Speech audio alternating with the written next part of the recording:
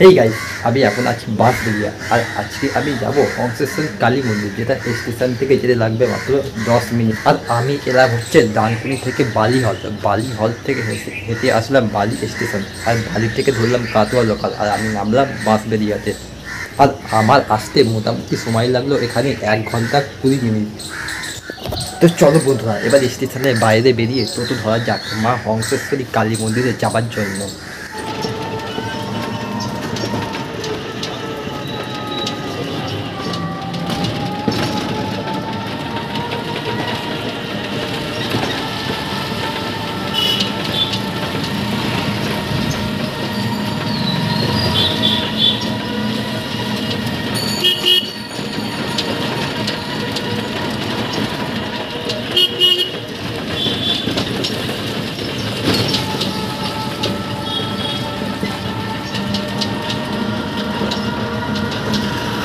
বন্ধুরা, আমরা চলে আসলাম এখন মা হংসেশ্বরী কালী মন্দিরের একদম সামনে। আর সামনে থেকে দেখতে মন্দিরটা ভীষণই বড় লাগছে।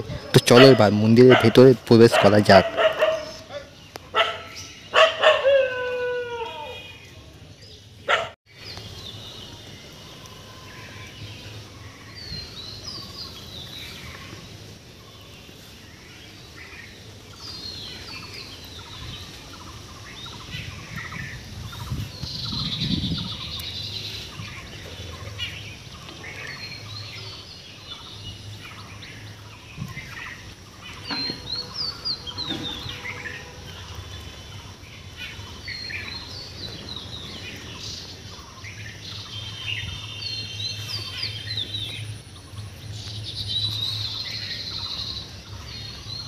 একদম শান্ত নিরীহ জায়গা।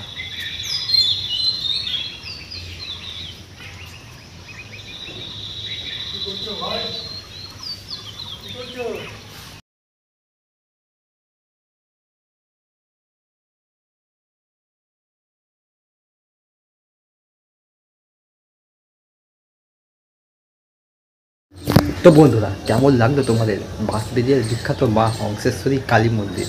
সেটা তোমরা অবশ্যই কমেন্ট করে জানাও। আর বন্ধুরা হ্যাঁ, একটা কথা, এখানে ক্যামেরা অ্যালাউ ছিল না, তাই অনেক কষ্ট করে কিছু ভিডিও ফুটেজ করতে পেরেছি।